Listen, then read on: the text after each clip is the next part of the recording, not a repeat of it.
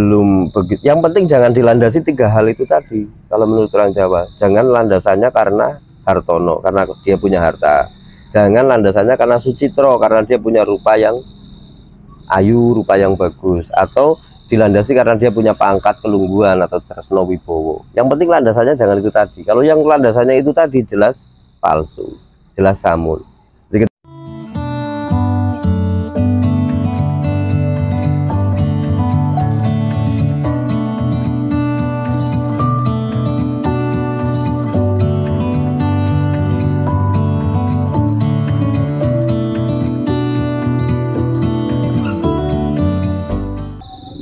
Sawangen luwih permati, mure jiwa tanku jiwa, tresno samun ing uripe, sepisan tresno hartono, amarga bondo dunya, kali merga bagus ayu, mangkono aran sucitra.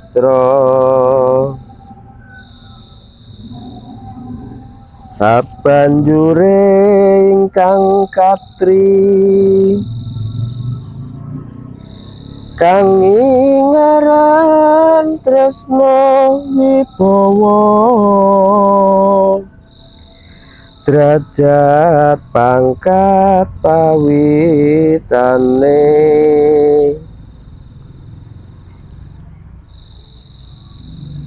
katelune samudana, adoh tinemu bejo,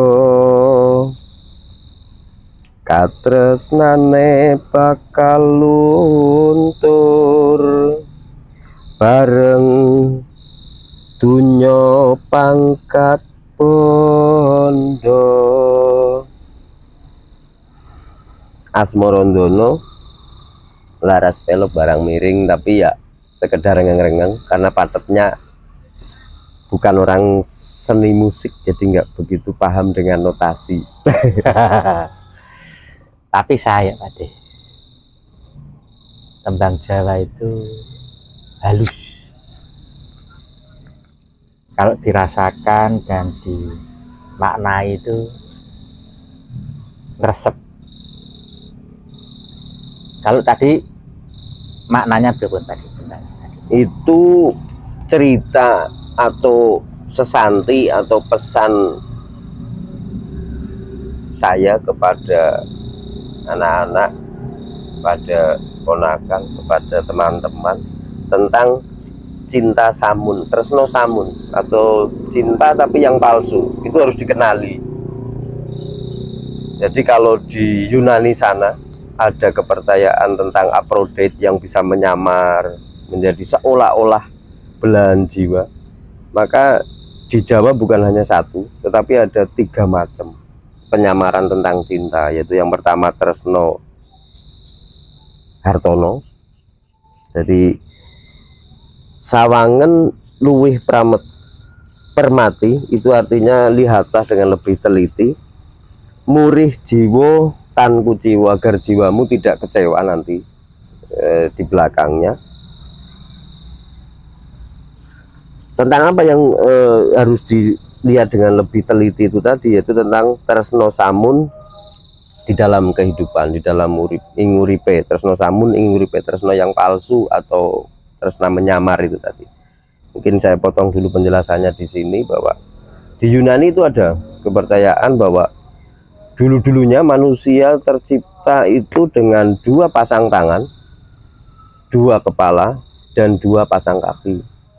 Kemudian karena sesuatu hal, sang dewa itu kemudian membelah dia menjadi 2, sehingga manusia hanya memiliki 1 kepala, sepasang tangan, dan sepasang kaki.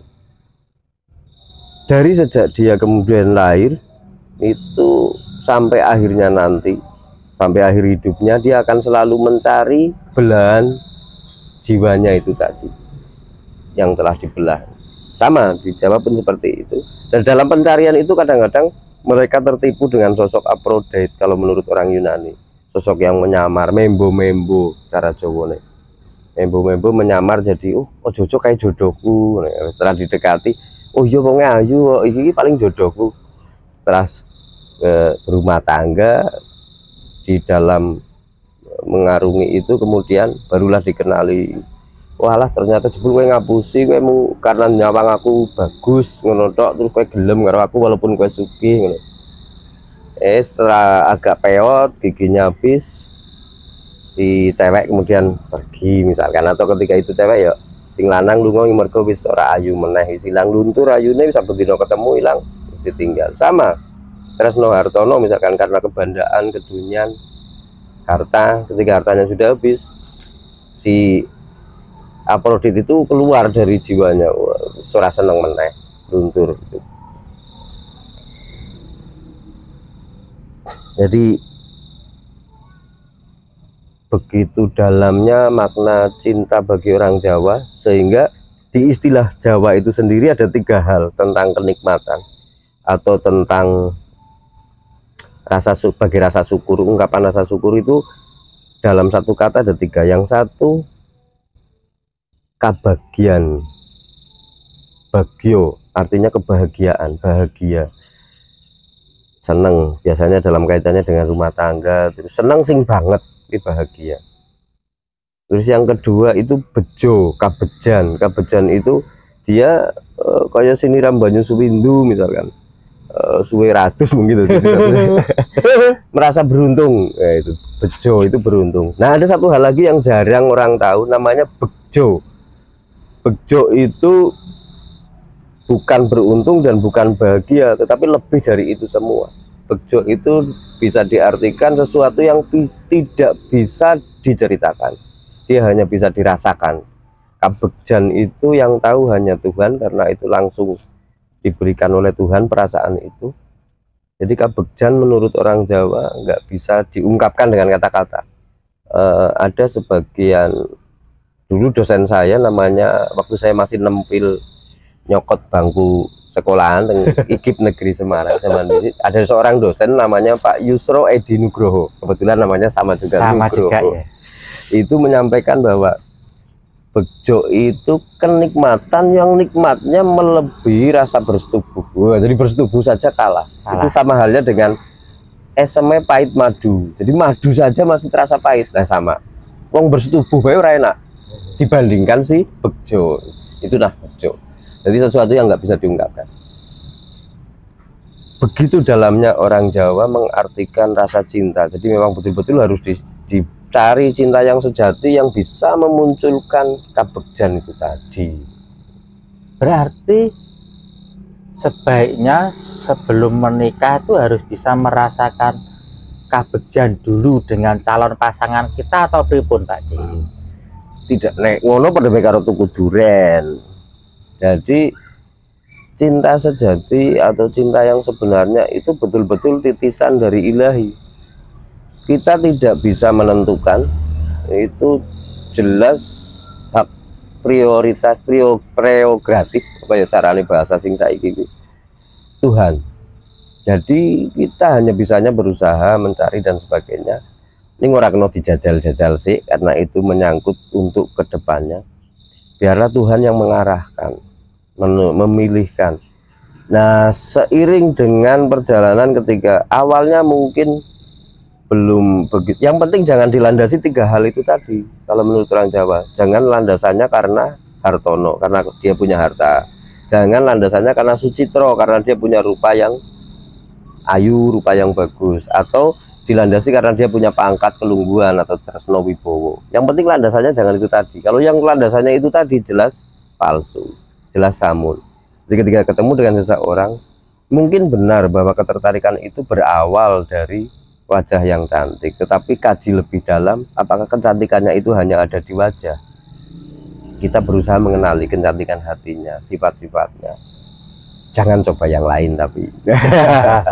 Nah, seiring berjalannya waktu, ketika memang sudah jadi ketetapan untuk bersatu menurut Tuhan, kita saling belajar, saling mengerti antara keduanya, saling menutupi kekurangannya, sehingga bisa nemu kabegjan. Nah, kabegjan itu bisa ditemukan ketika kita sudah bersatu, kita sudah mengalaminya, menjalaninya, itu kabegjan. Sudah menjalani kebersamaan, kebersamaan itu, terus sudah bisa, pernikahan itu, iya. Memang biasanya kabegjan yang melebihi kebahagiaan, bahkan melebihi kenikmatan persenggamaan itu memang ditemukan setelah pernikahan ya Pak? Setelah pernikahan, setelah kita berjanji di hadapan Tuhan dengan sumpah yang harus kita tepati. Dari perjalanannya ya kita saling belajar. Saya sudah pernah mengatakan bahwa hidup itu ya harus ada panas, hidup itu ya harus ada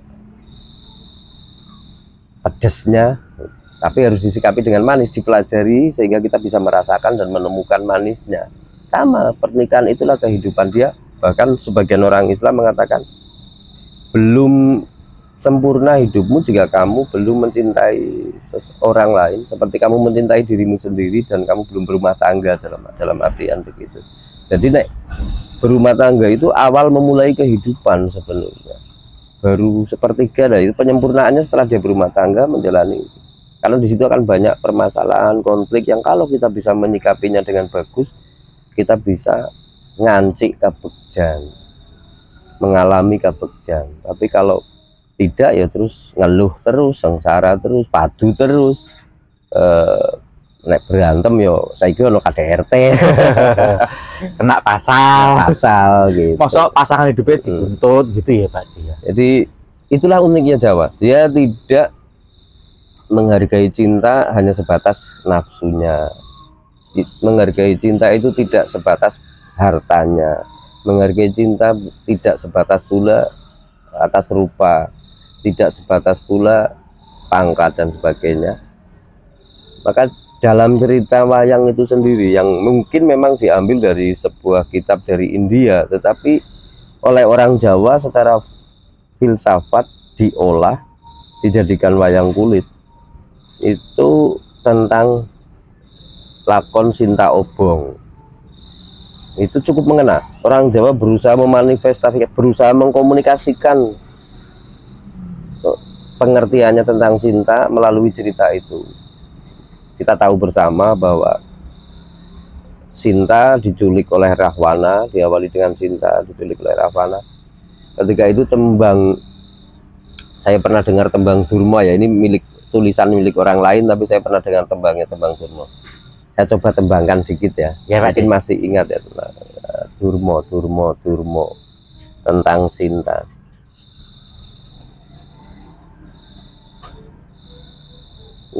Durma tentang Sinta. Tadi baru Nembang Asmorodono, notasi Durmanya tidak bisa diceritakan aja kalau begitu. Artinya aja, notasinya hilang dari otak.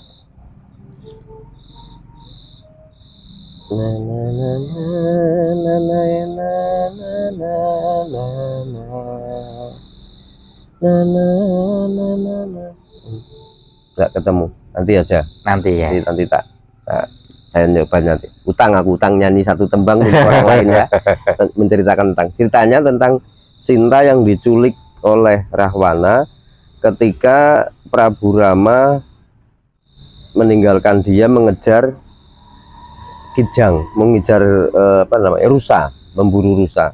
Dia diculik oleh Rahwana, sedangkan adiknya Rama, si Lesmono itu yang disuruh menjaga juga ikut mengejar rusa itu tadi.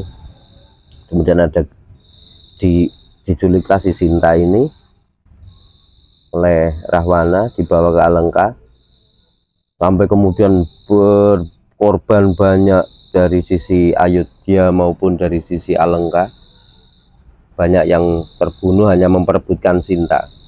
Nah, yang unik di sini yang ingin disampaikan dalam lakon ini, si Rahwana atau Dasamuka itu tadi sama sekali tidak pernah menyentuh Sinta, kecuali saat Bopong menculiknya itu saja.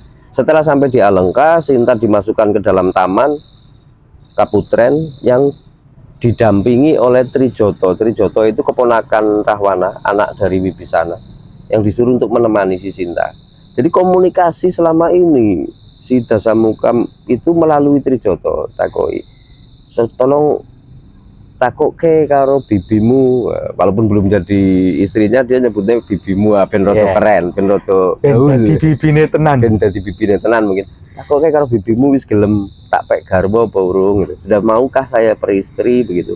Kemudian Trijoto menyampaikan ke Sinta, Sinta menjawab, aku terima mati dan sebagainya. Disampaikanlah ke Rahwana, oh ya wis kalau belum nanti kan suatu saat mau, begitu terus sampai ketika si Anoman datang dalam lakon Anoman Ngobong Alengka itu. Anoman datang, Sinta dibawa pulang ke Ayodhya. Itu Sinta belum pernah disentuh, jangankan disetubui, disentuh pun belum oleh Rahwana, karena dia tetap kekeh tidak mau. Jawabannya itu melalui Trijata. Uniknya di sini si Rama yang kita kenal sebagai kesatria, ganteng, terus orang raja di Ayodhya, itu malah meragukan apa yang disampaikan oleh Sinta. Dia malah menganggap bahwa Sinta itu sudah dinodai atau istilahnya sudah sudah tercemar oleh Dasamuka. Sudah. Sehingga Sinta kemudian sakit hati dan dia bunuh diri dengan pati obong, dengan membakar dirinya sendiri. Nah, dalam hal ini saya secara pribadi itu betapa mulianya Rahwana. Dia sama sekali tidak mau menyentuh Sinta. Dia bahkan keagungan cintanya itu diwujudkan bahwa dia tidak perlu memandang kok, dia tidak perlu menyentuh kok, tapi dia tetap mencintai. Bahkan komunikasinya melalui Trijata itu tadi. Beda sebaliknya dengan Rama, dia menganggap bahwa cinta itu ya harus melalui proses melubangi jalan bayi gitu. Menganggap cinta itu senilai dengan proses melubangi jalan bayi dan sebagainya. Oleh karena itu saya secara pribadi tetap mengidolakan Dasamuka dalam hal dia mengagungkan cinta. Dia tidak mendasarinya dengan tresno samud. Itu orang Jawa dalam hal menyampaikan persepsi atau pandangannya tentang cinta melalui sebuah cerita Rahwana yang digubah dari kitab Ramayana.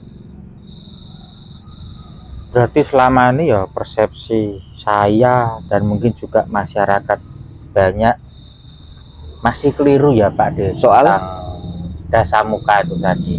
Jadi persepsi kami kan Dasamuka itu atau Rahwana itu sosok yang jahat, bahkan menculik Sinta. Tapi dari kisah yang dipaparkan tadi kan ternyata Rahwana itu tidak melakukan pemaksaan. Pada waktu itu kalau dia mau memperkosa atau rudo paripeksa, tentu bisa nggih Pak D. Bisa, itu di dalam kerajaannya kok, di dalam istananya dia punya banyak kekuasaan di situ. Tapi dia nggak ngapa-ngapain. Dia malah komunikasinya saja melalui keponakan, tidak secara langsung. Terus, tapi hal itu pun bukan sebuah hal yang keliru kalau itulah keunikan sastra kan memang begitu. Dulu sudah saya terangkan bahwa sastra bersifat prismatis. Tukang beca memaknai sastra ya sebatas pemikiran tukang beca. Dia hanya menemukan humornya mungkin, jadi dia bisa tertawa. Seorang yang intelektual tidak secara emosional dalam memahami sastra, tetapi melalui proses pemikiran yang mendalam. Seorang yang religius memahami sastra menghubungannya dengan keagungan Tuhan, dengan apa yang digelar oleh Tuhan di dunia ini. Jadi bukan hal yang keliru kalau mempersepsikan tentang jahat si Dasamuka itu, sosok yang jahat, yang bla bla bla bla itu tadi, itu pun tidak keliru. Di sisi lain, kecuali itu tidak keliru, bahwa adanya Dasamuka itu kan hanya ikon-ikon, hanya pralambang-pralambang, hanya simbol, hanya sarana untuk belajar. agar orang bisa memahami dan bisa mengerti ada hitam ada putih dan sebagainya. Hitam atau putih itu sendiri pilihan bagi dia menurut persepsi yang dia anggap baik. Jadi tidak ada yang keliru dalam hal ini. Dasamuka sendiri mengambil sikap kenapa kok dia mengagungkan cinta, itu juga karena pengalaman hidupnya juga. Dia itu terlahir dari hubungan yang tidak karena cinta. Dia prosesnya hanya karena proses ora sengojo lahir, sehingga dia jadi beban. Mungkin bisa saya sampaikan kisahnya di sini atau nanti ya, lain waktu ya tentang lahirnya topik ya. Dasamuka dan sebagainya itu tadi. Saya justru tertarik juga dengan sikap dari Sri Rama, Pak Di, dimana setelah berhasil mengalahkan pasukan Ngalengka dan mendapatkan kekasihnya yaitu Sinta, tapi dia malah meragukan kesucian Sinta yang masih belum tersentuh oleh Dasamuka, Pak Di. Bagaimana seseorang yang sekali berrama itu bisa mata batinnya atau mata fisiknya tidak mampu melihat bahwa Sinta itu masih suci dan masih mencintai dirinya 100%. Pripun itu, Pak? Penyakit yang paling berat ada dalam diri manusia itu menurut orang Jawa itu keangkuhan, ego, kesombongan. Itu penyakit yang paling sulit obatnya. Jadi orang Jawa saking apike dan saking merasa baik, kemudian kok disanjung terus, istilah wong Jawa dipangku, kui mesti terus mati. Maksudnya mati, dia jiwanya yang mati, dia tidak lagi ngugemi dengan apa yang biasanya dia lakukan. Nah, si Rama ini kan udah kasatria, raja, terus dia merasa benar bahwa harus memerangi, mengorbankan sekian banyak orang hanya sekedar untuk memperebutkan Sinta. Menurut dia kan baik ya, wah topati itu dan sebagainya. Egonya inilah yang kemudian membumbung. Kita ingat bahwa orang Jawa itu nek dipangku mati. Contohnya tembung pepak itu po karo ko. Nah, ko-nya biar nggak bunyi ko itu harus dimatikan konsonan di belakang, jadi pepak. Cara matinya nih dipangku nek cara Jawa. Nah, itu simbol orang Jawa bahwa kalau dia rasa egonya sudah menguasai dirinya, rasa angkuhnya sudah merasa benar sendiri, dene sudah jadi menungso, rumangsane jadi malaikat, rumangsane wis koyo suci semudio jadi malaikat. Sebetulnya kalau mengisahkan ini, kisah yang tadi tentang lahirnya Dasamuka itu sangat berkaitan, karena bagaimana Wisrawa saja mencontohkan dia telah menjatuhkan egonya serendah mungkin sehingga dia seorang begawan mau menuruti keinginan seseorang yang mau belajar, sehingga dia ngasorake awake dhewe sampai mau bersetubuh. Itu kan sebuah proses kejatuhan yang amat sangat, tapi itu harus dilakukan agar dia bisa mengajarkan ilmu. Dia sudah bisa merontokkan egonya, nanti bisa suatu saat akan kita bahas soal itu ya. Nah, kaitannya si Rama ini, jangankan bisa berperilaku seperti itu, dia tetap kekeh anggap benar, sehingga apa yang menurutnya dia benar itu dipaksakan. Yang dia anggap benar, dia punya pendapat bahwa Sinta menang kono ya wis pirang-pirang dino kemana, udah berhari-hari sampai perang selesai ya mesti wis macem-macem lah. Seumpama orang gelem ngladeni karena karepe dhewe ya mungkin wis dijamah gitu. Nah, itu sudah merasuk, dia bisa angkuh disanjung, mosok aku mau entuk turan ya, bahasa seperti itulah yang kemudian mematikan dirinya sendiri. Itu bahayanya orang Jawa, dan diingatkan dengan cerita itu. Itu simbol bahwa wong Jawa kuwi nek dipangku banyak disanjung akan cenderung masuk ke dalam jurang kejatuhan yang tidak terduga. Begitu. Berarti Rama itu sebagai simbol, diceritakan untuk simbol, untuk mengingatkan kita jangan berperilaku seperti itu, bahwa ego dan sebagainya. dan ketika Sinta melakukan pati obong untuk membuktikan kesuciannya itu, akhirnya Rama tahu Pak De bahwa Sinta memang masih suci. Iya, dan dia menyesal itu berikutnya. Memang wong Jawa kan geloti bomburi, kecewa itu ya ono nang mburi, nek kecewa nang ngarep jenenge persepsi, rencana sengaja kecewa ning mburi wong Jawa. Iya. Ternyata kita sudah punya kisah yang bisa menjadi pembelajaran tentang kisah percintaan. Kembali ke tentang cinta tadi, bagaimana seseorang itu bisa jatuh cinta agar tidak terjebak dalam ketiga hal tadi, Pak Di. Sucitro, Hartono, sama apalagi tadi Pak Di? Wibowo, Pak Di. Itu rasa cinta yang seperti apakah yang bukan ketiga hal yang ini tadi Pak Di? Ketika orang itu mengenal mungkin lawan jenisnya gitu Pak Di, dan timbul rasa di hati itu, mungkin tiap orang punya pengalaman beda-beda. Iya, betul. Ya, cerita tadi tentang Rama itu sendiri yang jenengan tanyakan itu sebuah pituduh ya,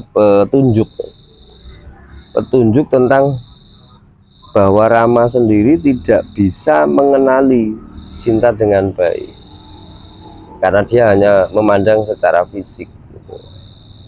Cinta wajah sayu, takut kehilangan dan sebagainya. Nah, semestinya agar kita bisa menemukan itu semua, ya kita saling belajar menutupi, jangan mengagungkan egonya sendiri kayak si Rama. Mestinya dibangun komunikasi yang bagus. Jika sudah salam satu komitmen pernikahan, ya berarti harus dibangun komunikasi yang bagus, saling terbuka. Bahkan William Shakespeare, seorang penulis novel dari Perancis yang Romeo and Julie kalau nggak salah, itu mengatakan telanjanglah kamu kalau kamu mau kawin gitu.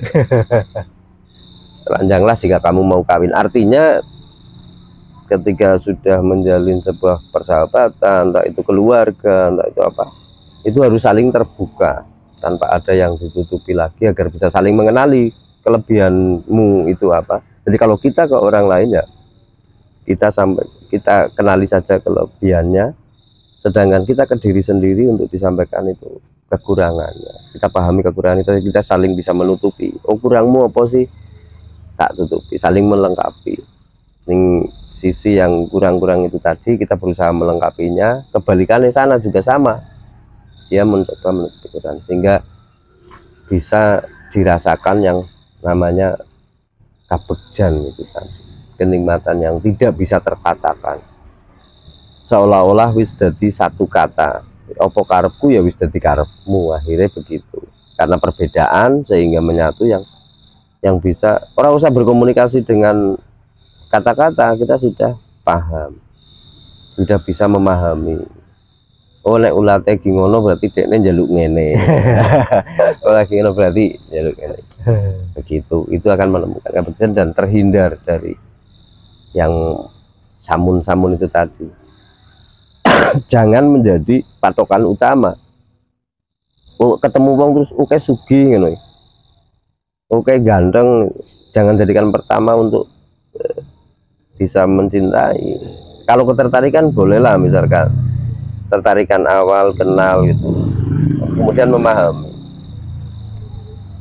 lebih mengenal dahulu, karena daripada menyesal di kemudian hari, berpisah sebelum terjadi apa-apa itu lebih bagus daripada berpisah setelah menjalin rumah tangga. Sakitnya itu seperti merobek kulit dengan tangan sendiri kalau kita melepaskan cinta. Dan cinta itu karena memang sudah Tuhan sendiri yang menciptakan ya perasaan cinta itu. Nggak bisa kita mau menghalangi kayak apapun, kita tidak akan pernah bisa. Kalau itu memang sudah ditakdirkan dan diciptakan oleh Tuhan. Sama juga tentang memisahkannya pun kita tidak akan mampu sebetulnya. Gitu. Ada yang lain? Iya Pak De. Jadi saya jadi teringat ketika saya jatuh cinta yang pertama, dan waktu itu ya tentu namanya lawan jenis ya Pak De. Pacar ya belum, apalagi istri ya. Saya itu jadi terbayang-bayang terus. Ada perasaan yang begitu kuat di dalam hati saya itu. Itu perasaan yang pertama kali saya pernah rasakan dalam hidup saya. Nah, saya sampai merasa saya harus menyampaikan kepada seorang gadis dalam perasaan saya itu. Sebab kalau tidak saya sampaikan nanti saya bisa stres. Saya sampai merasa seperti itu Pak De. Soal nanti diterima apa tidak ya itu urusan nanti. Akhirnya ya saya sampaikan juga Pak De. Nah, apakah bisa ya rasa-rasa itu dideteksi supaya oh ini bukan karena kecantikan seseorang yang saya sukai yang timbul di rasa itu. Oh ini bukan karena hartanya, ini bukan karena kewibawaannya. Karena waktu itu saya juga merasa bahwa gadis yang membuat saya bergejolak seperti itu ya juga tidak cantik amat sih, biasa, jelek juga tidak, cantik amat juga tidak. Tapi entah mengapa rasa itu muncul, dan itu rasa yang pertama kali dalam hidup saya. Karena saya memang sudah bertekad Pak De, untuk hal berpacaran itu jenjangnya adalah pernikahan. Jadi saya tidak mau untuk bermain-main tentang hal itu. Nah, bagaimana Pak De soal perasaan itu Pak De? Jatuh cinta yang pertama yang kira-kira itu bukan ketiga hal yang kurang baik tadi Pak De. Ya, jadi cinta itu tidak pernah berpikiran atau mengharapkan yang lain. Dia tidak pernah memberi dan dia juga tidak pernah membawa apapun kecuali cinta itu sendiri, kata Khalil Gibran. Itu Khalil Gibran. Jadi utuh penuh hanya untuk cinta. Cinta itu ini jadi curhat ya. Ikut-ikutan curhat boleh ya? Boleh. Saya punya pengalaman soal cinta. Saya dulu juga sama, pernah mencintai seseorang menurut pikiran dan hati saya. Tapi setelah kemudian tiba-tiba yang menjadi jodoh saya sampai sekarang itu saya kenal, oh iki to sing jane memang sudah ditentukan oleh Tuhan untuk menjadi jodoh saya, ibunya dari anak-anak. Dia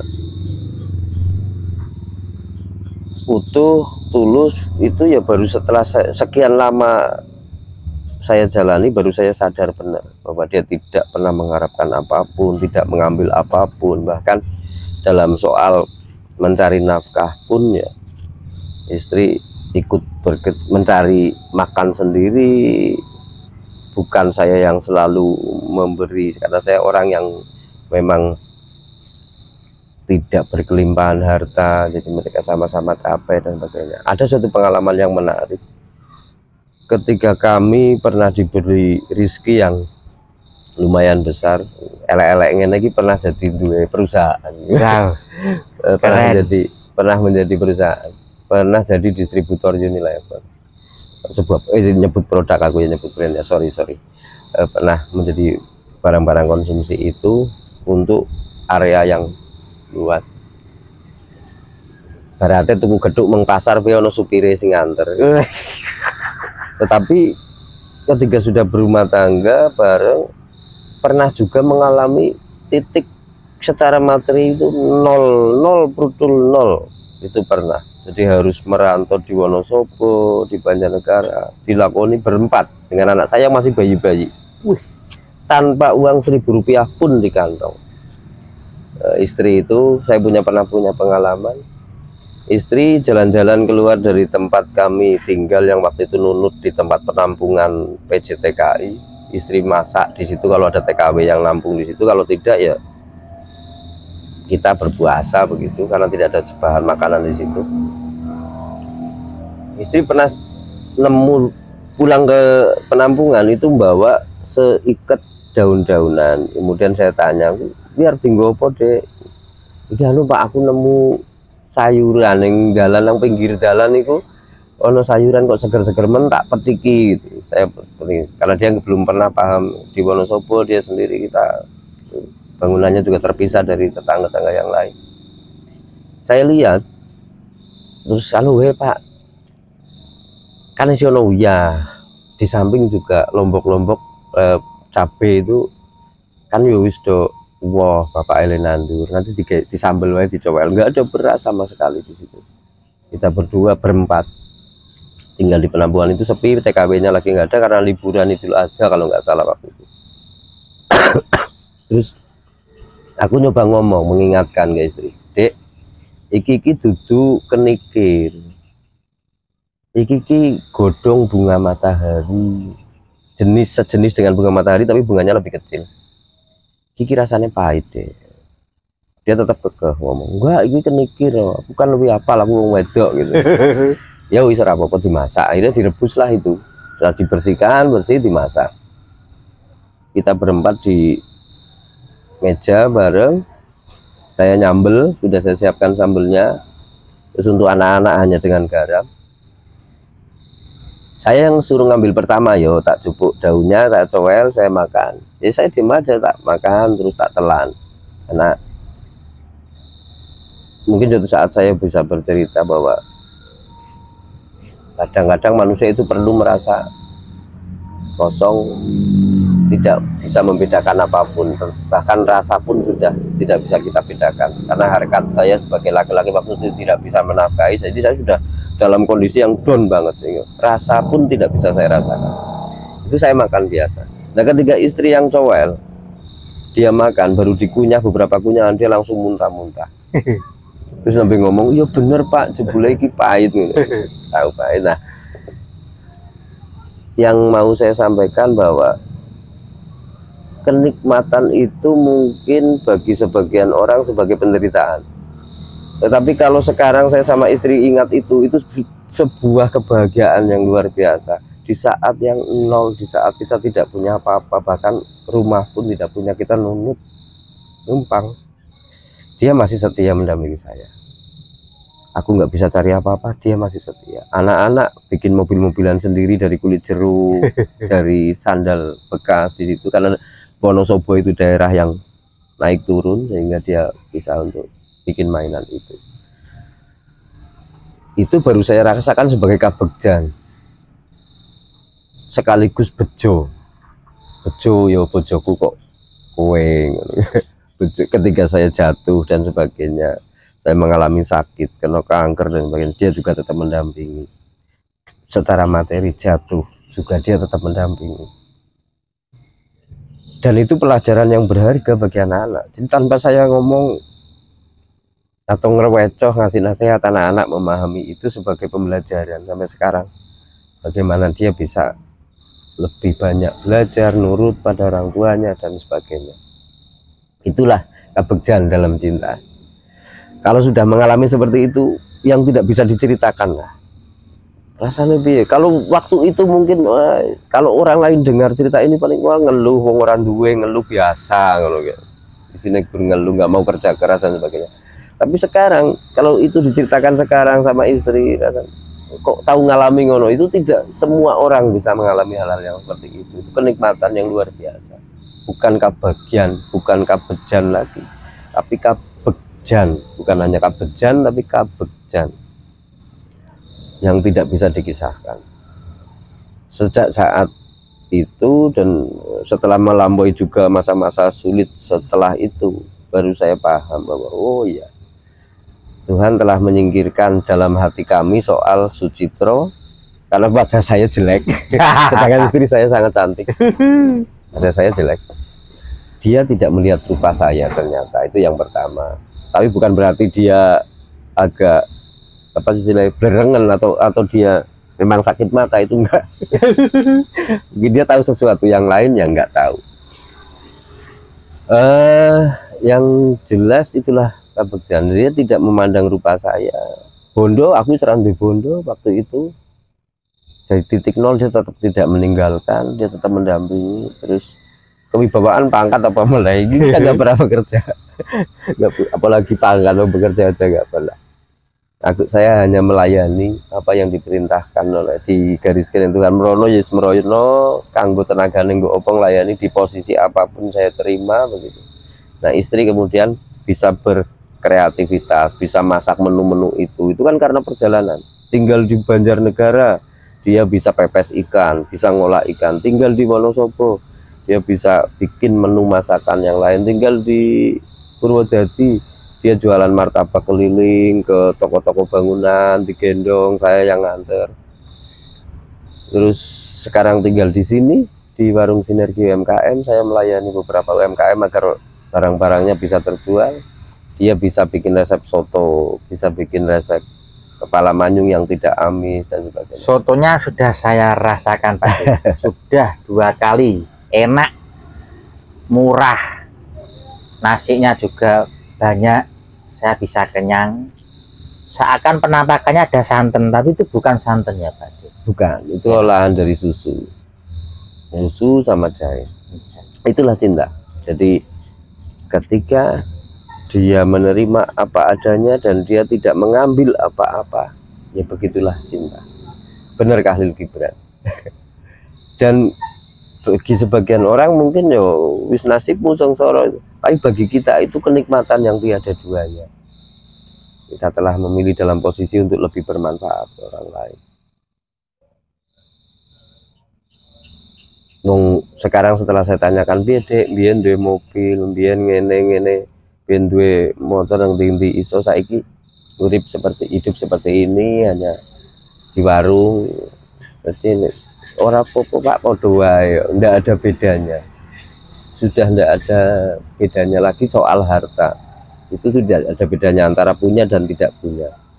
Yang paling penting kita jalani bersama, saling mengerti, itu sudah lebih dari segala-galanya. Itulah cinta.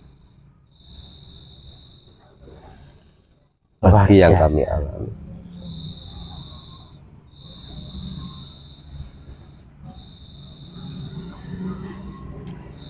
Iya betul tadi. Saya sampai agak sejenak merasakannya saya. Karena saya juga merasakannya, suka duka kebersamaan itu. Tapi ya tadi kabegjan itu bisa terasakan ketika semua sudah terlewati gitu. Semua cinta dan kebersamaan itu terlewati.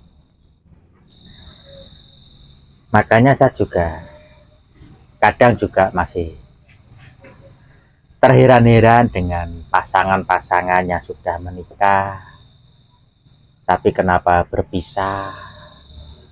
Apalagi kalau pasangan itu sudah memiliki buah hati, yaitu anak-anak. Pasti yang paling merasa sakit adalah anak-anak. Saya membayangkan, misalkan saya sebagai anak pun, anak itu tidak akan pernah bisa memahami dan menerima orang tuanya berpisah. Mungkin apapun alasannya. Itu apakah terkait dengan komitmen? Tapi yang jelas kalau awal dari pernikahannya dilandasi 3 hal tadi, pasti potensi berpisahnya lebih besar sekali ya, betul. Tapi seandainya toh tidak dilandasi 3 hal tadi, yaitu harta, kecantikan, ketampanan, keindahan jasmani, dan juga kewibawaan atau pekerjaan, itu suatu saat berpisah itu kan mungkin juga bisa terjadi. Bisa terjadi. Wong itu sak karep-karepe Gusti Allah. Itu Sak karep-karepe apa Tuhan. bukan karena kekurang komitmennya ya Pak? Kita hanya berupaya. Jadi ini hanya sekelumit kisah ya. Sebagian orang mungkin menganggap bahwa tongkat Musa itu sakti. Nanti akan ada hubungannya dengan cinta. Tetapi kalau saya menganggap tongkat Musa itu tidak sakti. Yang sakti siapa? Tuhan. Jadi ketika Tuhan perintahkan kamu pukulkan tongkat itu ke air, saat itu juga Tuhan memerintahkan air untuk membelah dirinya, untuk membukakan jalan bagi Musa dan kaumnya. Jadi soal cinta pun sama. Yang pokok bagi manusia itu hanya menjalani apa yang dia yakini baik, yang dia secara hati, secara intuisinya sebagai makhluk itu, oh iki apik, muga-muga Gusti Allah memang menganggap itu baik juga gitu. Kalau memang harus dipisahkan berarti Tuhan lebih tahu mana yang terbaik. Bersama mungkin tetap baik, tetapi mungkin Tuhan saat itu lebih tahu bahwa yang terbaik mungkin lebih bisa menemukan tentang Tuhan. Karena apa sih tujuan hidup kita? Kan ya Tuhan itu sendiri. Apakah cinta itu cinta? Ya Tuhan itu sendiri. Karena Tuhanlah yang memiliki cinta, bukan manusia. Takut kehilangan dan sebagainya itu kan bukan cinta. Karena cinta tidak pernah meninggalkan atau ditinggalkan, mengambil atau memberi. Cinta ya hanya utuh, cinta itu sendiri. Dia diberikan oleh Tuhan. Wujud dari adanya Tuhan itu cinta.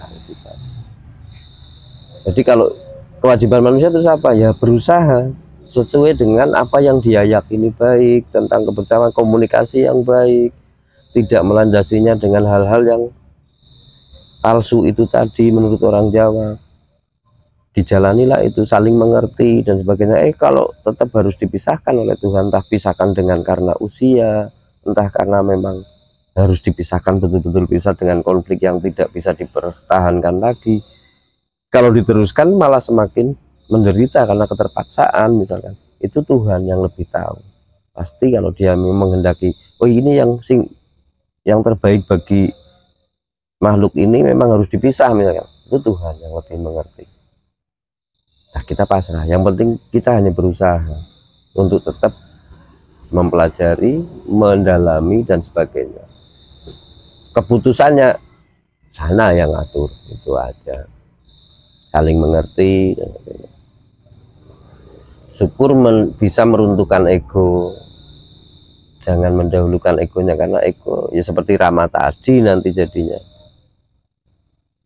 Begitulah kalau soal pandangan saya tentang cinta ya. Cinta itu sendiri ya, wujud dari Tuhan. Bukan hanya sebatas nafsu, apalagi seksualitas, apalagi kebendaan, keinginan. Karena cinta bukan keinginan. Cinta ya cinta. Dia tumbuh di sana. Nanti yang memisahkan ya biar Tuhan itu sendiri. Entah dengan kematian, entah dengan. Dan saya yakin kok, kalau kita betul-betul cinta itu tidak akan pernah ada rasa benci. Adanya cuma welas asih. Adanya hanya keinginan melayani. Tidak lebih dari itu kok. Dan dia tidak akan pergi dengan mengambil apapun. Saya hanya punya keyakinan tentang soal jodoh, perceraian itu seperti itu. Dan kita harus menghindari betul perceraian dengan mengupayakannya. Kenalilah lebih baik lagi. Jangan-jangan ini memang diperjodohkan oleh Tuhan. Kemudian egonya kita coba kita rendahkan. Kalau toh itu semua sudah dilakukan kok tetap harus berpisah, ya berarti memang Tuhan menghendakinya seperti itu. Entah itu terpisah karena kematian dan sebagainya. Padahal kematian itu sendiri bukan suatu hal yang memisahkan. Nanti kapan-kapan saya akan membahas itu, bahwa orang yang meninggal itu sama sekali tidak pergi, malah semakin menyatu. Itu sama ketika ada orangnya, kita harus memanggil, Pak Catur gitu. Tapi ketika orang itu sudah di sekitar kita atau dia di tempat yang lain, kan hanya sekedar mendengar nama itu disebut orang atau nama itu kita ucapkan, memorinya langsung dekat, langsung ingat, oh Pak Catur itu yang agak gempal, seger badannya dan sebagainya, langsung tercetak gitu. Gemulai ya. Kan berarti ketiadaan itu malah menambah dekat, bukan menambah jauh. Nah, kapan-kapan kita bahas soal itu. Iya Pak D, saya sendiri juga meyakini cinta itu seabadi memorinya. Saya pernah ketika didoakan dengan ibu rohani kami, ibu rohani berkata, pokoknya kami bersatu sampai dengan maut memisahkan gitu. Tapi saya berkata selama-lamanya.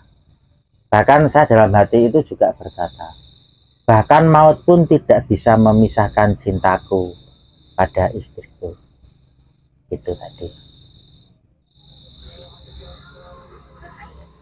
Terus saya juga punya keyakinan begini tadi. Level tertinggi dari cinta itu pengampunan. Saya pernah tanya keponakan perempuan, "Nak, level tertinggi dari cinta itu apa?" Terus dia berpikir sejenak, terus dia menjawab, "Kesetiaan, Pak D." Nah, terus saya menyampaikan itu tadi bahwa level tertinggi dari cinta adalah pengampunan.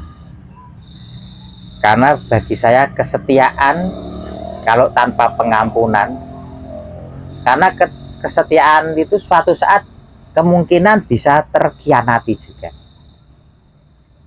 Kalau itu tidak memiliki pengampunan, ya itu akan bisa pisah.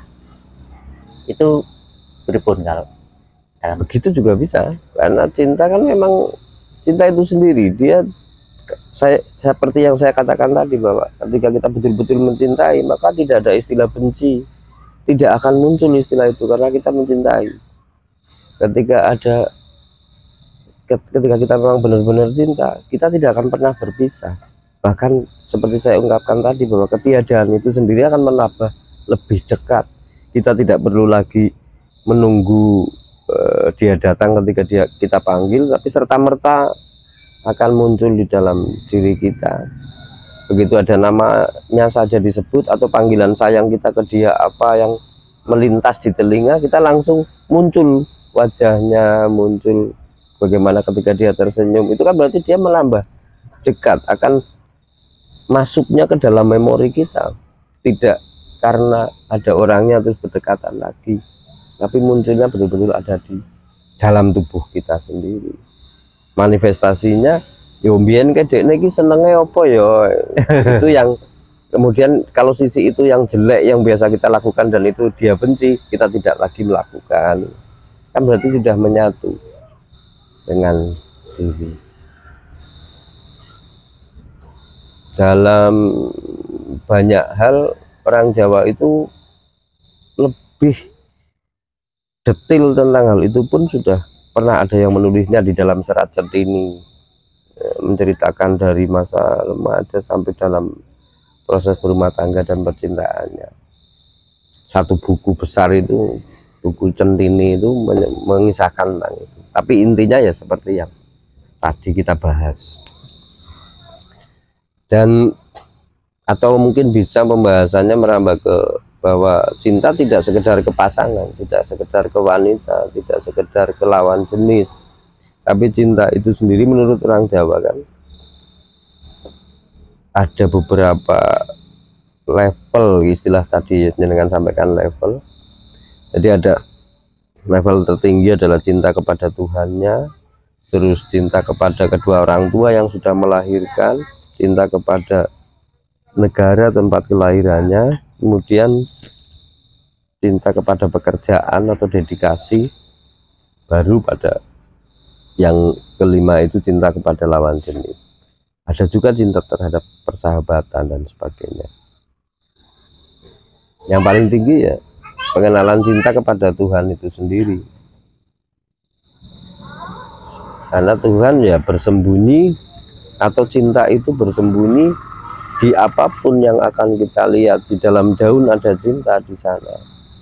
Bagaimana prosesnya daun bisa berwarna hijau? Kalau memang Tuhan tidak memiliki rasa kasih, ya tidak akan muncul warna hijau di sana. Bahkan kalau kita mau menelisik lebih jauh, kalau kita memang betul-betul cinta terhadap lingkungan yang kita miliki, itu kita bisa mengamati tanaman. Jadi mungkin bisa disorotkan ke sana, Pak, ke tanaman ini nih. Kita lihat tanaman itu, ketika tanaman ini lebih banyak ngerembuyung ke sini, gerombol ke sini. Kenapa kok di sisi sana saja ada tempat kok space-nya lebih banyak? Itu tidak pakai tali, dia merambat dengan sendirinya tanaman yang sebelah sana. Kenapa kok dia harus cenderung ke sini? Karena dia merasa nyaman.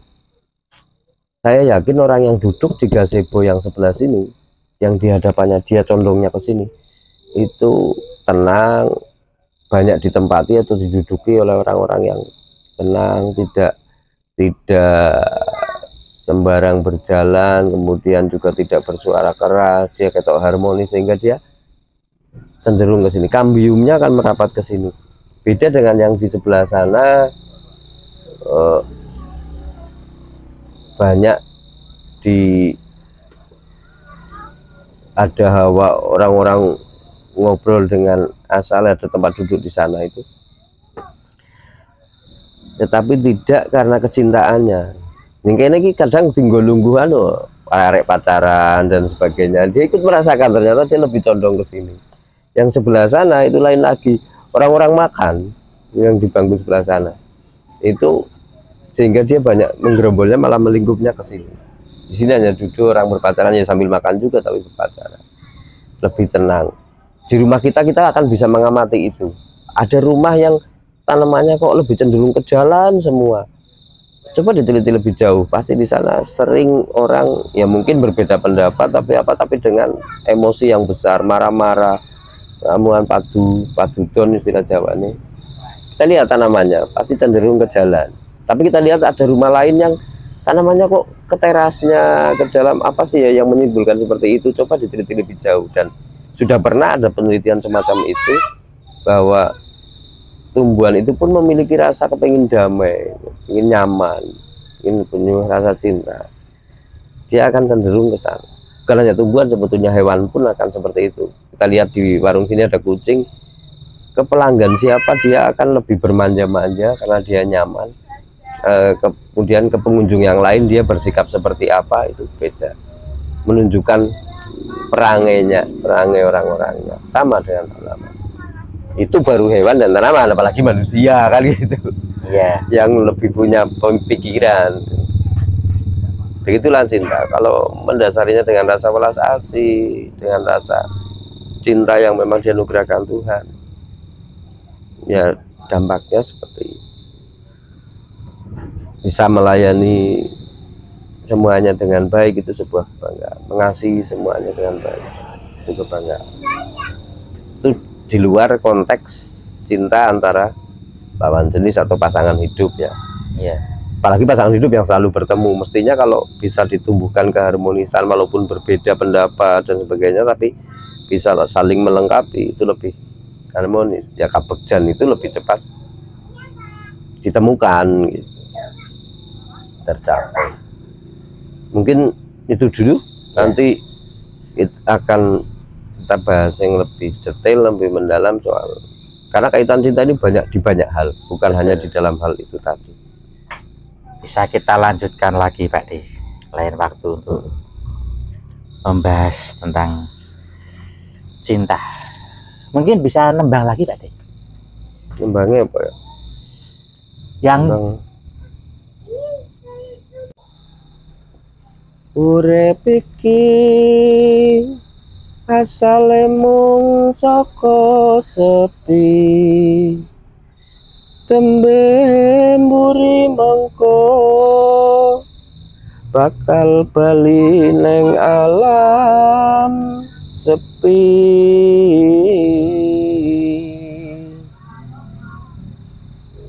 Apa wis den Sebait tembang Mas Kumambang. Isinya sebetulnya ada 6 bait, 6 podo, tapi karena itu ada tema tersendiri nanti yang bisa kita bahas mengenai tembang itu sebait tentang kehidupan, bahwa hidup itu urip iki asale guru saka sepi, asale mung saka sepi, tembe mburi bengko juga bakal bali ning alam sepi, akan kembali ke dalam sepi. Oleh karena itu biar tidak sepi, selama kita menjalaninya, menciptakan segala sesuatu yang bisa membuat asik orang, membahagiakan orang. Kalau membuat kabegjan orang ya cukup 1 orang gitu.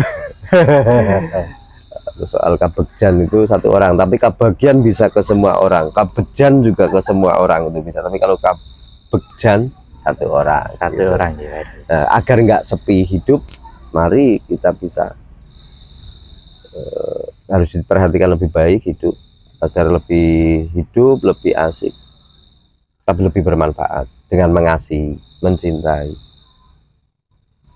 lebih-lebih kepada pasangan kita. Ke orang lain juga kita harus welas asih dan mengasihi. Nanti soal tembang urip, tentang urip tadi ya, saya teruskan kapan-kapan. Masih Siap. ada 5 pada. 5 pada 5 bait itu Mas Kumambang. ya. Saya juga tertarik dengan apa itu sepi, nanti bisa dikembangkan. Matur nuwun sangat ya Pak D atas waktu dan pencerahannya. Rahayu Pak D.